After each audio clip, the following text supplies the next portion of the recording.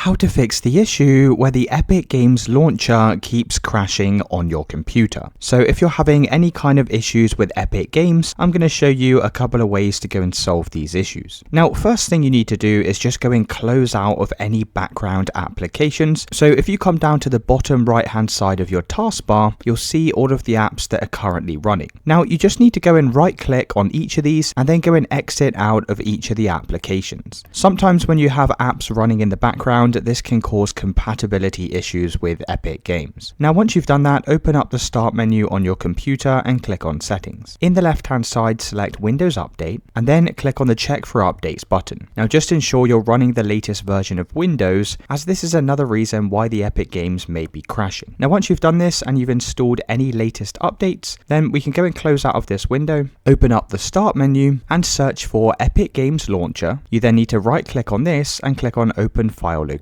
Now, right-click on the launcher again, click on Open File Location, and then you need to right-click on this file here, click on Properties, click on Compatibility, and check the box next to Run this program as administrator. You can then press Apply and OK, and once you've done that, you can check if that solves the issue. If it's still crashing or it's still not working, then right-click on this again, click on Properties, click on Compatibility, select Disable Full Screen Optimizations, and select Run this program in compatibility mode, and then just press Apply and OK. You can then try relaunching Epic Games just by right-clicking and selecting Run as administrator. Once you've done that, that should have solved any issues you were having. Let me know in the comments if you found this video helpful.